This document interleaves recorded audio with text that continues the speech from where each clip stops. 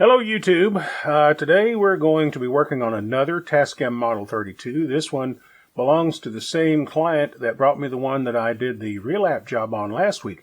We are also going to relap the heads on this one, but first we're going to take care of another problem. This is a tape lifter arm, and there is a idler that sits on top of it.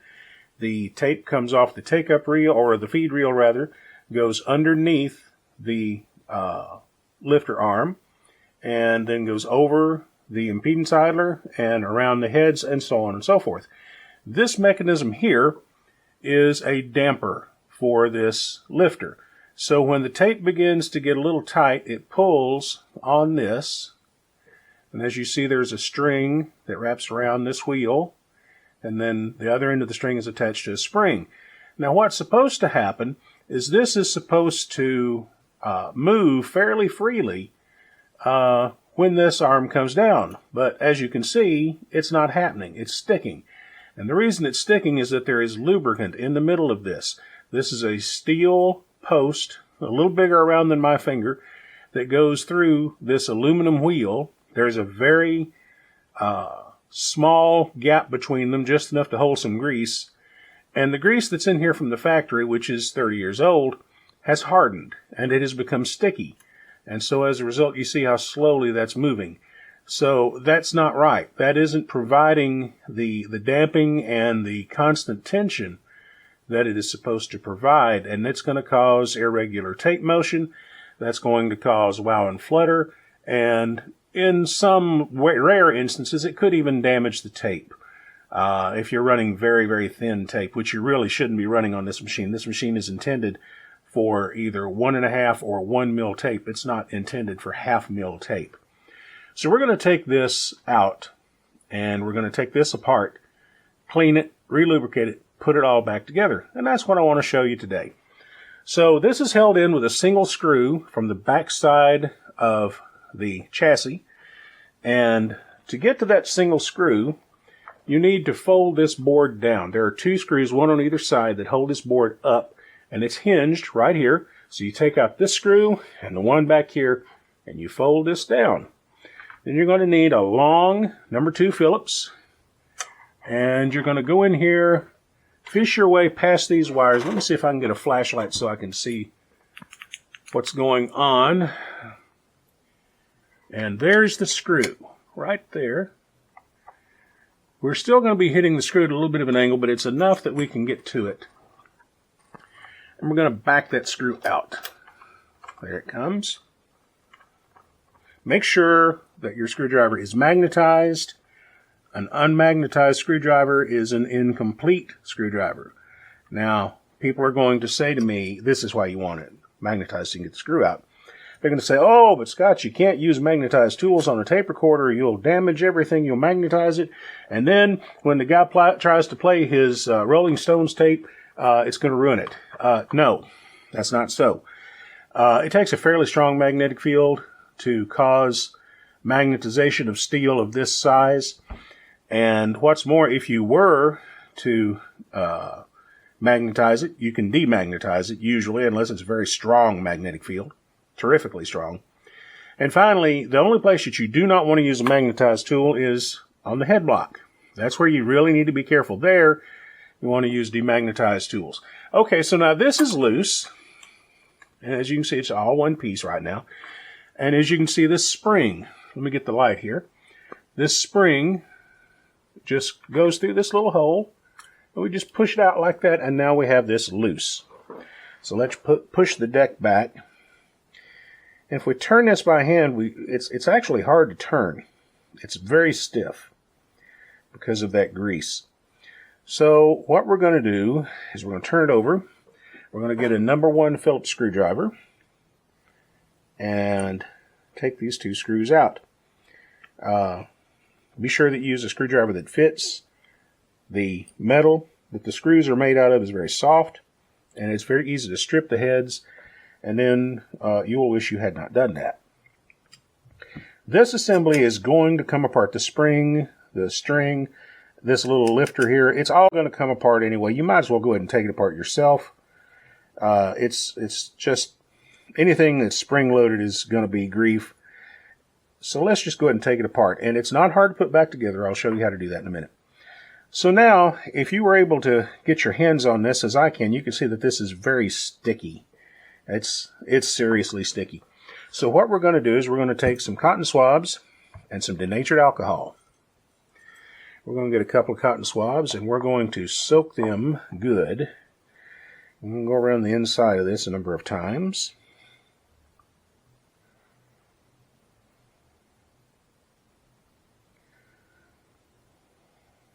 See that? That's the old grease coming out. We'll get a couple more here. I buy these literally by the thousands, so they're pretty cheap like that. And they are absolutely necessary to doing any kind of work on tape recorders. Okay. And let's get this off of here. Get that clean. Doesn't have to be spotless, but you want to get it as clean as you reasonably can. Squeaky, squeaky. Okay, now we're going to do the same thing with this. This is the insert.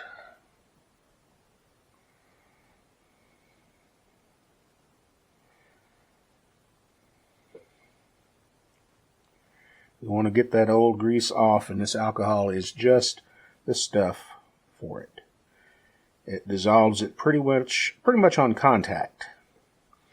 And then it's just your job to provide the effort necessary to remove it. Let's get a little light down here.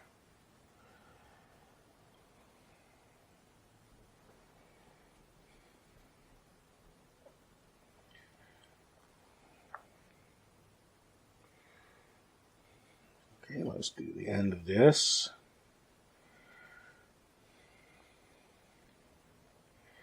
All right, that's pretty clean. Chuck these. Now we're going to take white lithium grease. And we're going to put just a little dollop here and here. That's all it takes.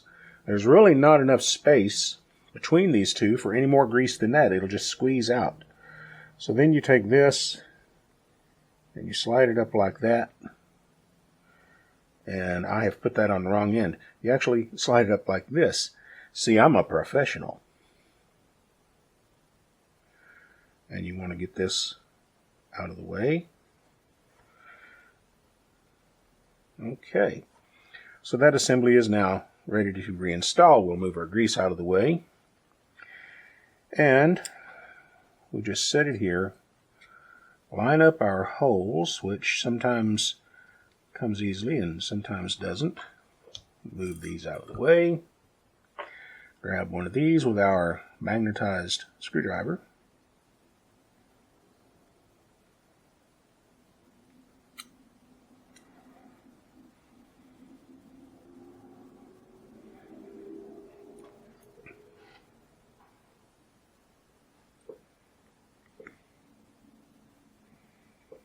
Don't over tighten these. Alright, so now what's left is to rethread the string. So the string simply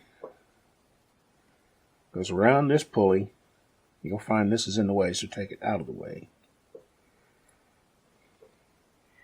And it's going to go 2 full turns. Try not to get the thread crossed. If you do, it's not the end of the world, but try not to let it cross. Alright. And as I say, the spring's going to fight you. It's what springs do. That's what they were invented for, is to fight whatever it is you're trying to do.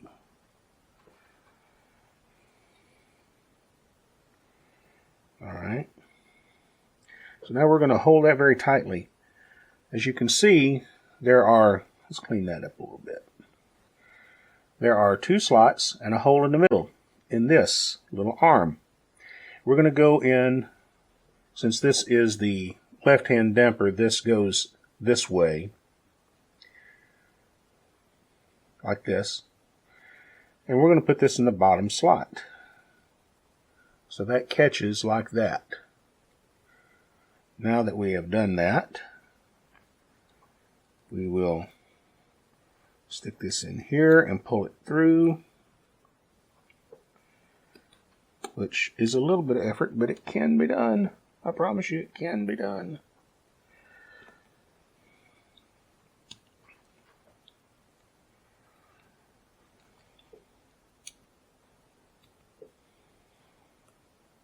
There we are.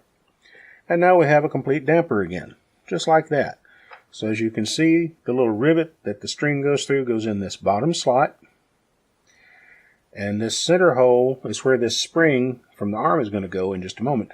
By the way, the damper on the other side, there's one over here, which in order to get to, you need to remove this solenoid. This is the solenoid that actuates the pinch roller. But it's exactly the same, except it's built the other way around. The spring and string are on this side. This pivot, this arm pivots on this side instead of on that side. Otherwise, it's exactly the same. So, before we put this together, I'm going to move some goodies out of the way. We're going to bring the deck a little closer to us. Let me move the light. Before we put this together, or before we put this back on the deck, we're going to put this spring through this hole. Because if you try and do it in the opposite order, you'll never get this spring in the hole. It just ain't going to happen. So there we go. Spring is in the hole. Spring is in the air. Spring is sprung with flowers of whatever. Okay. So there's that. We'll just hold that in place. We've got the little index tab in the index hole, which makes it very handy. And we're going to take the screw that came out, put it back on the end of the screwdriver. Magnetized screwdriver. A screwdriver that isn't magnetized is not ready to use. Now, I need to visualize this hole. Again, there it is. And we'll shoot this up right into that spot.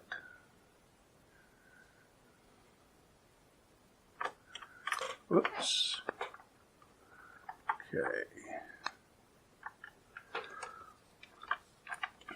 And we'll just screw it in. There it is. Tighten it down just a bit. Don't over tighten. Again, these screws are made out of very soft metal. And there you are. And now, that's what it's supposed to do. Just like that. That's its job. Okay, so that's how you do this little repair on a Tascam 32. We'll be back later to talk about the head relapping.